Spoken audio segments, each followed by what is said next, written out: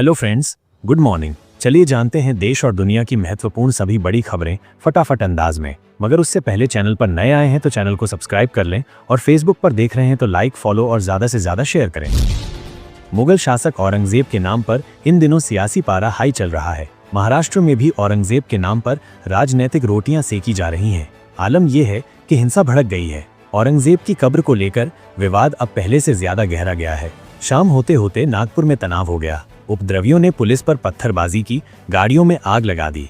इसे लेकर सीएम फडणवीस, नागपुर से सांसद नितिन गडकरी समेत तमाम लोगों ने शांति बनाए रखने की अपील की है। उत्तराखंड में शराब की दुकानों के आवंटन की प्रक्रिया में आबकारी विभाग ने आंशिक संशोधन किया है। इसके तहत फुटकर शराब की दुकानों के नवीनीकरण के बाद बची दुकानों के आवंटन के लिए 20 मार्च से 24 मार्च तक लॉटरी प्रक्रिया को पूरा किया जाएगा। जिन दुकानों के लाइसेंस का नवीनीकरण नहीं होगा, उन्हें लॉटरी के माध्यम से लाइसेंस आवंटित किया जाएगा। हिमाचल प्रदेश की सुक्खू सरकार ने बजट पेश कर दिया है। इस बजट को लेकर जमकर चर्चा हो रही है। वहीं आपको बता दें कि हिमाचल प्रदेश के बजट 2025 में कर्मचारियों और पेंशनर्स को बड़ी सौगात दी गई है। मुख्यमंत्री सुखविंदर सिंह सुक्खू ने कर्मचारियों के लिए 3% महंगाई भत्ते की घोषणा की है। इसके अलावा संशोधित वेतनमान के बकाया एरियर का भुगतान भी किया जाएगा। इस बजट में कई अन्य कर्मचारियों के वेतन में भी वृद्धि की गई है। झारखंड के गढ़ी में 2 समुदायों के बीच हुई हिंसा पर बीजेपी के प्रदेश अध्यक्ष बाबूलाल मरांडी की प्रतिक्रिया आई है। उन्होंने कहा कि ऐसा लगता है कि जैसे पुलिस ने तय कर लिया था कि उन्हें हिंसा करनी है। होली पर हिंदू हथियार लेकर नहीं घूमते, उनके पास रंग होते हैं। जिस तरह अघोर धाम पर पुलिस इंस्पेक्टर ने सड़क पर गाड़ी खड़ी करके लोगों को रोका, उसने हिंसा भड़काई। उसके बाद हिंसा शुरू हुई और पुलिस मूक दर्शक बनी रही। महाराष्ट्र के सीएम देवेंद्र फडणवीस ने कहा कि नागपुर के महल इलाके में जिस तरह से स्थिति तनावपूर्ण हुई है, वो बेहद निंदनीय है। कुछ लोगों ने पुलिस पर भी पत्थरबाजी की, ये गलत है। मैं स्थिति पर नजर रख रहा हूं। मैंने पुलिस कमिश्नर से कहा है कि कानून व्यवस्था बनाए रखने के लिए जो भी सख्त कदम उठाने जरूरी हैं, वे उठाए जाएं। अगर कोई दंगा करता है, पुलिस पर पत्थरबाजी करता है या समाज में तनाव पैदा करता है, तो ऐसे सभी लोगों के खिलाफ सख्त कार्रवाई की जानी चाहिए। आरजेडी सुप्रीमो लालू प्रसाद यादव की मुश्किलें एक बार फिर से बढ़ गई हैं। प्रवर्तन निदेशालय ने जमीन के बदले नौकरी के मामले में पूछताछ के लिए तलब किया है। यहाँ आपको बता दें कि इससे पहले तेज प्रताप और हेमा यादव को भी तलब किया गया था। इसमें तेज प्रताप यादव और हेमा यादव को 50,000 के निजी मुचलके पर जमानत दे दी गई थी। ओडिशा के मुख्यमंत्री मोहन चरण मांझी ने पूर्व केंद्रीय मंत्री डॉक्टर देवेंद्र प्रधान के अंतिम संस्कार में भाग लिया। ओडिशा के सीएम मोहन चरण मांझी ने कहा कि डॉक्टर देवेंद्र प्रधान का अंतिम संस्कार शुरू होने वाला है। हजारों लोग उन्हें श्रद्धांजलि देने के लिए यहाँ एकत्र हुए हैं। डॉक्टर देवेंद्र प्रधान ने राज्य में भाजपा के लिए बहुत कुछ किया है। ये उनका योगदान है कि भाजपा ने आज सरकार बनाई है। मैं प्रार्थना करता हूँ कि उनके परिवार को इस दुख को सहने की शक्ति दे। दिल्ली की मुख्यमंत्री रेखा गुप्ता और दिल्ली विधानसभा अध्यक्ष विजेंद्र गुप्ता ने विधायकों के लिए 2 दिवसीय ओरिएंटेशन कार्यक्रम की शुरुआत से पहले दिल्ली विधानसभा में लोकसभा अध्यक्ष ओम बिरला का स्वागत किया। इस कार्यक्रम में दिल्ली के मंत्री प्रवेश वर्मा, भाजपा सांसद हर्ष मेहरोत्रा, कमलजीत सहरावत और विधानसभा में नेता प्रतिपक्ष आतिशी भी मौजूद रही। भाजपा विधायक प्रवीण दटके ने हसपुर में हुई हिंसा को पूर्व नियोजित बताया। उन्होंने दावा किया कि भीड़ ने केवल हिंदुओं के घरों और दुकानों को निशाना बनाया, पहले कैमरे तोड़े, फिर हथियारों के साथ हिंसा की। दटके ने पुलिस की आलोचना करते हुए कहा कि पुलिस इंस्पेक्टर संजय सिंह से संपर्क करने के प्रयासों के बावजूद उनका फोन बंद था और पुलिस नुकसान को रोकने के लिए बहुत देर से पहुंची। मध्य प्रदेश के पूर्व मुख्यमंत्री कमलनाथ ने कानून व्यवस्था पर सवाल उठाए हैं। उन्होंने कहा कि संविधान के जानकार वकीलों को न्याय के लिए सड़क पर उतरना पड़ रहा है, दूसरी तरफ पुलिस असुरक्षित है। मध्य प्रदेश में ये क्या हो रहा है? सरकार को जवाब देना चाहिए। प्रधानमंत्री नरेंद्र मोदी ने मंगलवार 18 मार्च को लोकसभा में महाकुंभ और भारत की सांस्कृतिक चेतना पर अपने विचार रखे।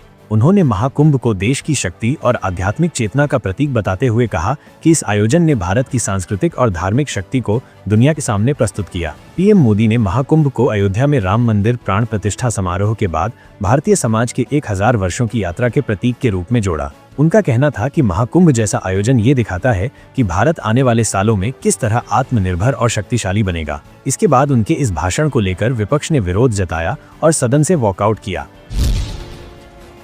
औरंगजेब की कब्र को लेकर महाराष्ट्र के नागपुर में सोमवार 17 मार्च 2025 को हिंसा भड़क गई, जो देखते ही देखते गणेशपेठ और कोतवाली तक जा पहुंची। वहीं इसको लेकर विश्व हिंदू परिषद (VHP) ने तीखी प्रतिक्रिया दी है। VHP का कहना है कि आगजनी करने वाले जिहादियों के विरुद्ध कठोर कार्यवाही हो। VHP के राष्ट्रीय प्रवक्ता विनोद बंसल ने एक्स पर पोस्ट किया और कहा, विश्व हिंदू परिषद ने मांग की है कि नागपुर में अफवाह फैलाकर हिंसा और आगजनी करने वाले जिहादियों के विरुद्ध कठोर कार्यवाही हो।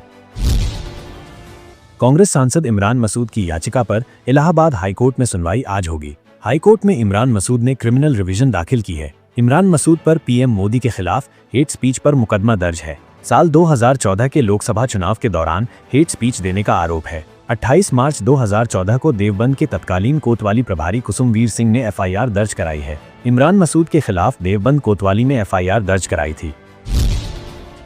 राशन कार्ड का इस्तेमाल करते हैं तो आपको कुछ चीजों का ध्यान रखना होता है। समय से KYC करवाना भी जरूरी होता है। आज हम आपको इसके पूरे प्रोसेस के बारे में बताने जा रहे हैं। इसकी मदद से आपके लिए सभी चीजों को समझना आसान होने वाला है। अगर इस प्रोसेस को फॉलो नहीं किया जाता है तो राशन मिलना बंद भी हो सकता है, इसलिए आज ही आपको इस पूरे प्रोसेस को फॉलो करना चाहिए।